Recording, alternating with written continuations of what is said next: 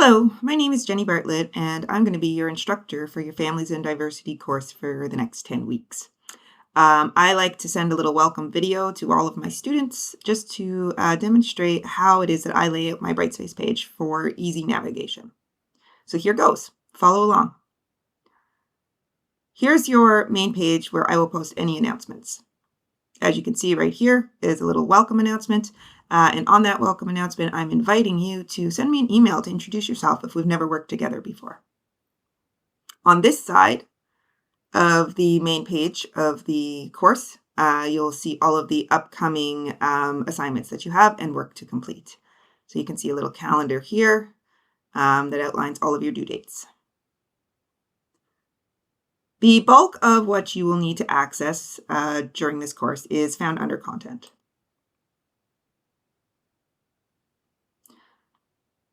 I always recommend that you start here, where it says to start here. Imagine that. This is a useful tab that outlines how the course is going to be delivered. Gives you a little summary of what is expected for all of the assessments or evaluations, and explains the way that I like to work in terms of late policies. I like to reiterate that I understand that most of you are working full-time while studying part-time, and so flexibility is really, really important to you. And I am willing to work with you when things come up in your life. So if your child suddenly makes the volleyball finals and you find yourself needing to be traveling to gyms all over the province for the next weekends, then we can work around that. And I can always offer extensions unless communication becomes problematic or you put yourself in a position where you're running so far behind that you're at risk of not being successful in the program. If that happens, I may invite you to have a one-on-one meeting on Microsoft Teams. It rarely does happen in this course. It also outlines a schedule week by week for what is expected of you, what the module is that we're covering, which lessons are being covered, and what assessments are expected. You can find out a little bit more about me by reading my bio. And here's an important document that outlines how it is that you're going to be assessed. So there's a description on this course outline of what you will be studying, as well as a course outcome, and then each of the competencies that you will be demonstrating for your assessments. So you will explore how family dynamics, including the diversity of family members, their roles and expectations of families by institutions and society, have transformed over history. You'll be doing a lot of that in reflective work, where you practice taking on multiple perspectives. You're going to demonstrate that you can examine the challenges and stresses families encounter, including those related to social, cultural, linguistic, and economic factors. You're also going to demonstrate that you can recognize various parenting styles and that you understand their effects on parent-child relationships and the family-educator relationship. And you're going to analyze those exact same relationships, that parent-child relationship, through various cultural and linguistic viewpoints to ensure an early childhood educator can support family relationships in culturally sensitive, meaningful, and professional manner. So this course is a lot about family engagement, as you are also demonstrating the multiple roles an educator and an administrator play in supporting families, and in particular supporting families who may have an additional need or be experiencing a crisis. All of those competencies are going to be demonstrated through these assessments. So there are 6 small quizzes, each worth 10%, and there are 5 multiple choice questions and 1 short answer question worth 5 points. So your written responses are worth the same amount as your multiple choice responses. For those of you who stress out over multiple choice and those of you who stress out over written responses, I've tried to make it as even as possible there. The idea behind these short quizzes is that you are just engaging with the materials that are the content of the course, because there is no assigned textbook for this course anymore.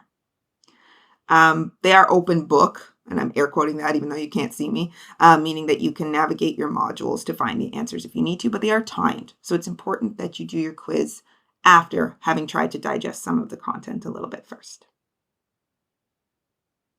Oh, and an important note about the quizzes.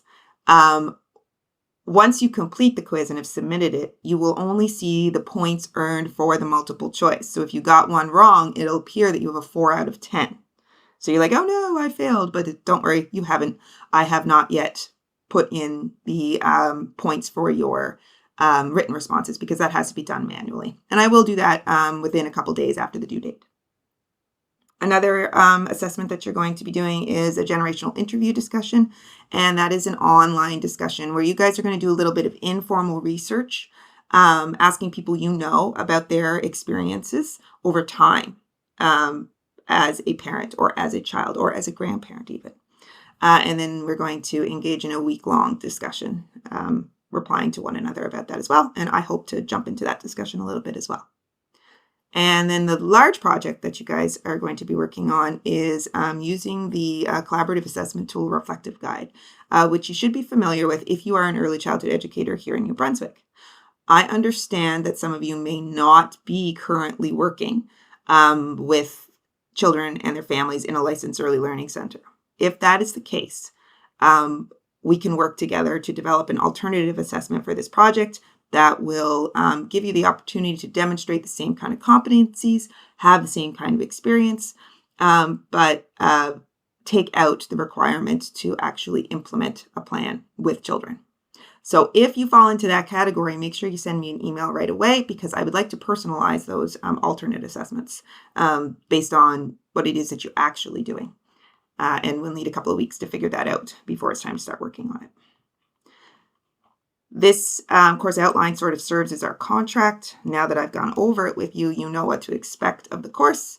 And I can be confident that I have shared how you will be assessed. And I'm not allowed to change that at this point. For those of you who may not be familiar with how to cite and reference work by other people, there's some information here to support you in being able to make sure that you are falling in line with our academic integrity expectations at NBCC. And also for those of you who like to use artificial intelligence tools, that is allowed in our program, but we have particular guidelines that we ask you to follow. Keeping in mind always that the bulk of your assignment must still be in your own work in order to be assessed. Then you are allowed to use generative AI tools, and please indicate when you have done so using some of these tools here.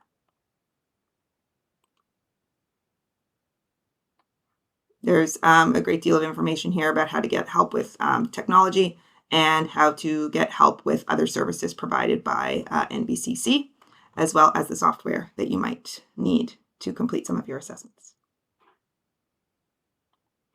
These are the computer and digital skills that we require us all online NBCC students to have.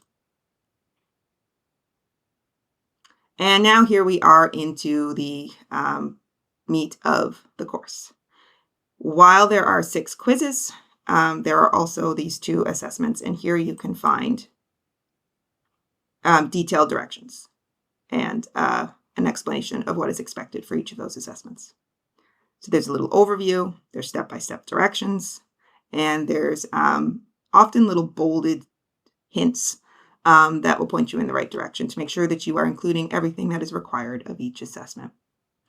At the bottom of the directions, you're going to see how it is that it will be graded. This is called your rubric.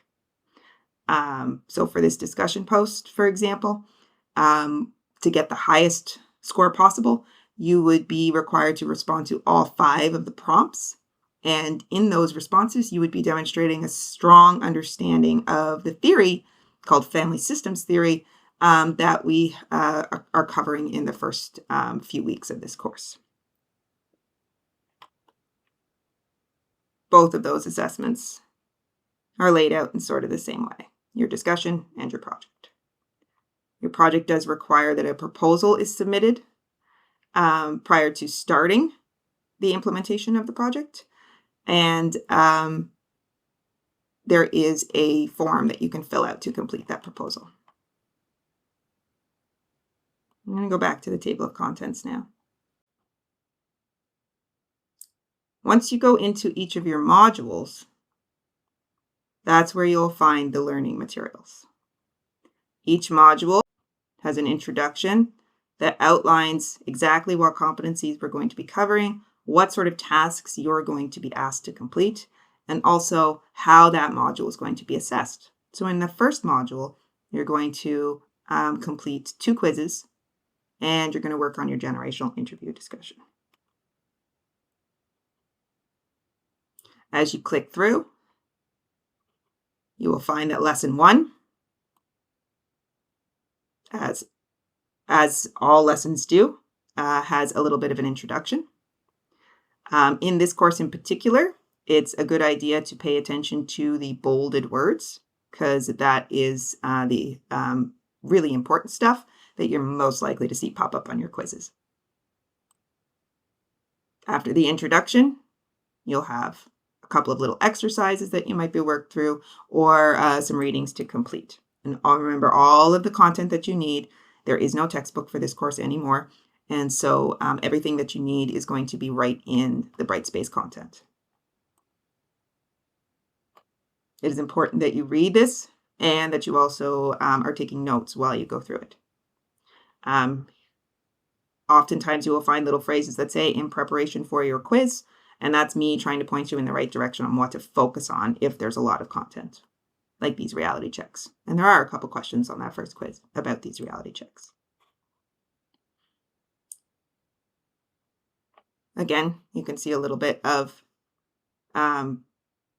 bolding here to point you in the right direction about what elements of Lev Vygotsky's sociocultural theory are going to pop up in your quiz.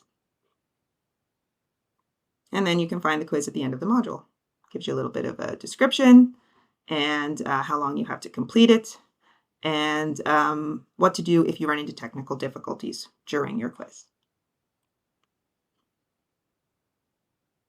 Each lesson is laid out in much the same way, so in this introductory video, I'm not going to go through each of the modules, but I do want to point out that for your project, you can find all of the tools that you're going to need right here.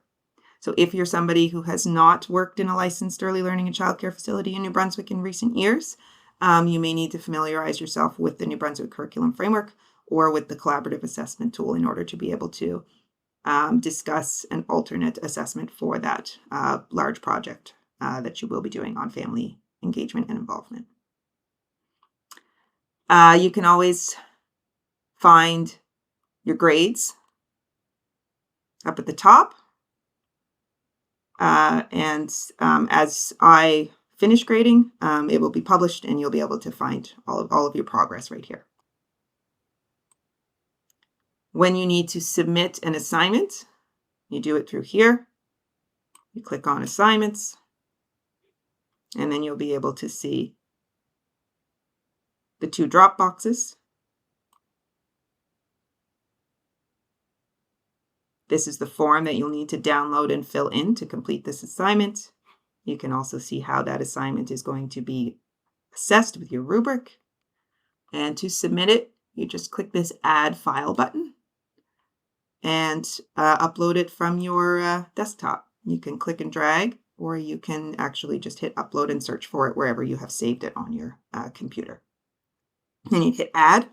I'm not going to do that in the demo because I am not in this course as a student, so it will not work properly. You can write me a little message if you want to, but it's not necessary.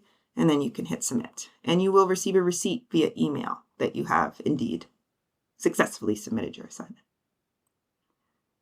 You can also access the quizzes this way if you don't go through the content. So here you can see each of them. You can see when they are due, and you can access them that way as well. To find your discussion, you're going to want to go under the Communication tab. You can also find the class list. So if you need to contact anyone, it's right there. And finally, one important detail is the calendar. Now keep in mind what you're seeing here has all of the courses that I teach. And so it's going to look a little bit busier than what you will see if you're only enrolled in this one course. If you're also taking another PPL course, it is quite likely that my colleagues who teach the other courses also use this tool. So you'll see all of your due dates here. This gray one is you guys. So you have a quiz due on the 6th, you have a quiz due on the 13th, and then we get into your generational interviews on the 20th. And as we move into November, you'll see that all of your due dates are on Sunday evenings. Up until the end of the course on December 6th.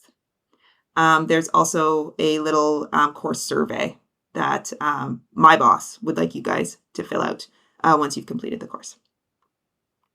I think that's a good enough 15-minute video for a little introduction to our course on families and diversity. If you have any questions at any point during the course, you can always reach me through email. And if you want to talk one-on-one, I can be available to meet virtually on Microsoft Teams pretty easily as well. I guess that's all. Looking forward to working with you, and please do send me that introductory email. It would be great to learn a little bit about each of you.